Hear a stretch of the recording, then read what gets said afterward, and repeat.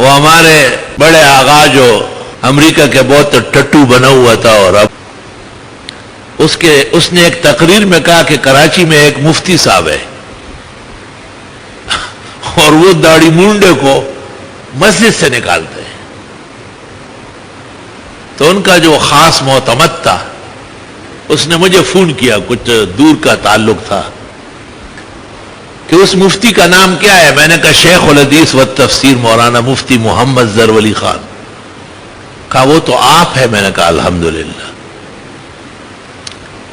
مجھے کہتا ہے کیوں نکالتے؟ میں نے کہا پہلی بات تو یہ کہ مسجد سے نہیں نکالتا ہوں، پہلی صف سے بڑے ادب سے احترام سے کہتا ہوں کہ داڑھی والے یہاں زیادہ ہے، لہذا آپ داڑھی والوں کو آنے دیں.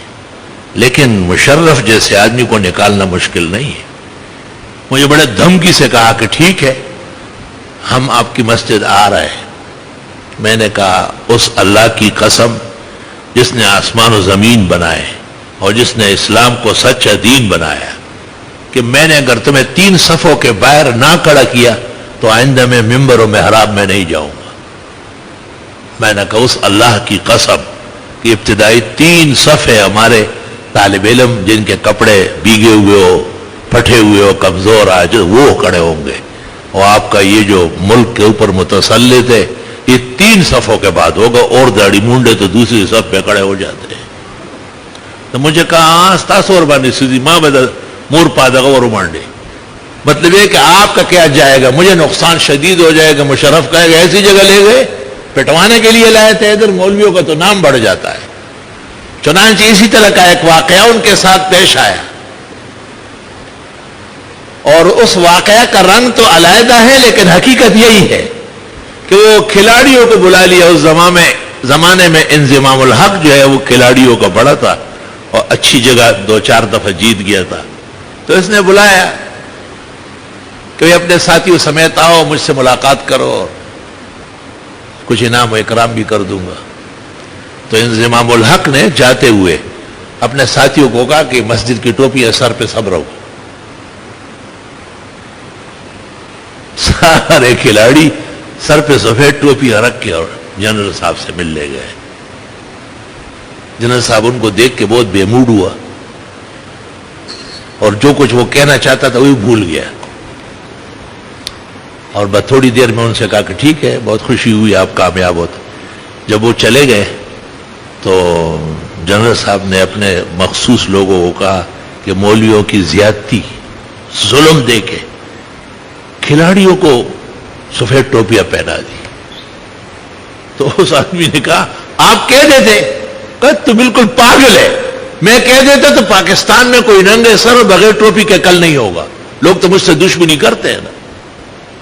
اس کو یہ یقین تھا کہ میں لوگوں کا بدخواہ ہوں، اور اگر میں نے کہا کہ تم لوگوں نے کھلاڑی ہو کر کے پورے عالم میں کھیل کھیلتے ہو یہ ٹوپیاں کیوں اوڑی، تو بس پاکستان کا ہر مومن غیرتی کہے گا کہ اور کوئی کام ہو یا نہ ہو لیکن ٹوپی سر پہ رکھنی ہے، تاکہ یہ ظالم جو ہے نا اس کا پیٹ شق ہو جائے.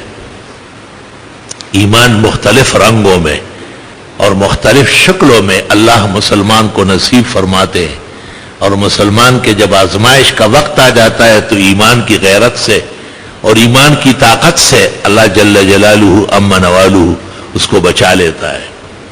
اس لیے میں عرض کرتا ہوں کہ اپنے محور سے، اپنے مشائخ سے، اپنے عقیدے سے پختہ رہو اور آگے پیچھے مت ہو. بہانے ہمیں بھی ناراض ہونے کے بہت مل رہے ہیں اور لوگوں کو بھی مل رہے ہیں. بہانہ تو اگر بنانا ہے تو سیکنڈ میں بن جائے گا. وہ کہتا ہے نا کہ ایک شیر پانی پی رہا تھا نہر پہ، اس نے دیکھا کہ پیچھے جا کے ایک بکری بھی پانی پی رہی ہے. تو شیر کو بھوک لگی اور ویسے ہی بکری کو دیکھ کے اور بھوک بڑھ گئی. شیر آج کل لوگوں کو کھانے کے لیے بدھ کو میدان میں آ رہا ہے. تو وہ خود کہتے کہ شیر دھاڑے گا اور دراڑے گا. پہلے تو یہ عقل پیدا کر لیتے کہ کسی حلال جانور کا نام رکھ لیتے. شیر تو مردار ہے.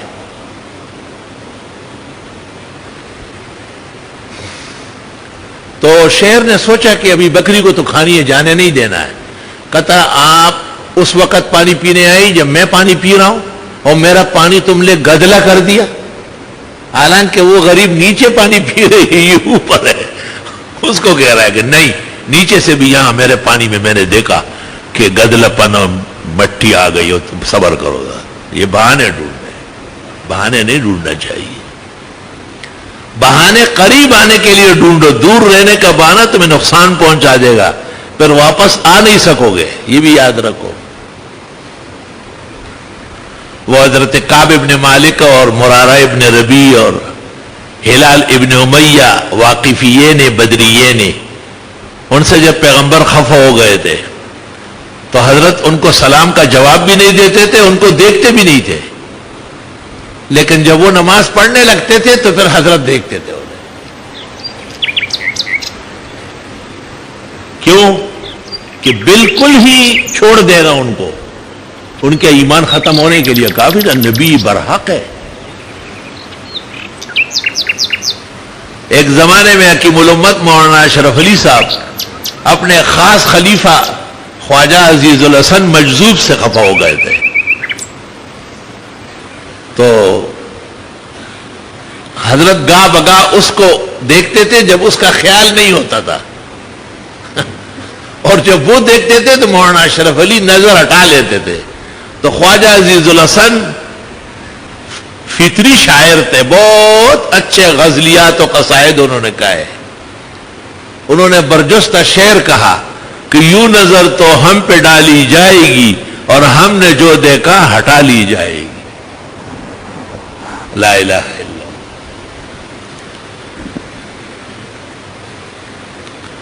وہ امام ابو یوسف رحمت اللہ علیہ، اسلام کا پہلا چیف جسٹس قاضی القضات، جو اللہ تعالیٰ نے امام ابو حنیفہ کی تعلیم سے اور تربیت سے مقام عظمت علم و عمل تک پہنچایا تھا۔ کہتے ہیں امت مسلمہ میں امام ابو حنیفہ کے بعد سب سے بڑے عالم تھے، تا قیامت ان کی نظیر نہیں آ سکے گی۔ 42 سال قاضی القضات رہے، چیف جسٹس، اور عالم اسلام کے، یہ نہیں کہ کسی ایک چھوٹے سے ملک کے یا صوبے کے۔ اور اس زمانے میں ہارون رشید کی حکومت تھی اور 30,000 مربع میل میں ان کا اسلامی حکومت کا جھنڈا لہرایا جاتا تھا۔ تو امام ابو یوسف کو خلیفہ ہارون الرشید نے کہا کہ حضرت امام محمد جو آپ کے ساتھی ہے اور وہ بھی ابو حنیفہ کے شاگرد ہے، سنا ہے بہت بہترین کلام کرتے ہیں۔ امام شافعی کہتے ہیں ان کے بارے میں، شیخنا محمد بن الحسن اذا تکلم فکأنما العربیہ تنزل علی لسانی۔ دیکھیے ابن حجر کی کتاب توالی التاسیس بمعالی محمد ابن ادریس۔ السلام علیکم جی دوستو، آپ نے دیکھا اور سنا شیخ مفتی ظہور علی خان رحمۃ اللہ علیہ کو کہ شیخ مفتی ظہور علی خان رحمۃ اللہ علیہ کیا بیان فرما رہے تھے۔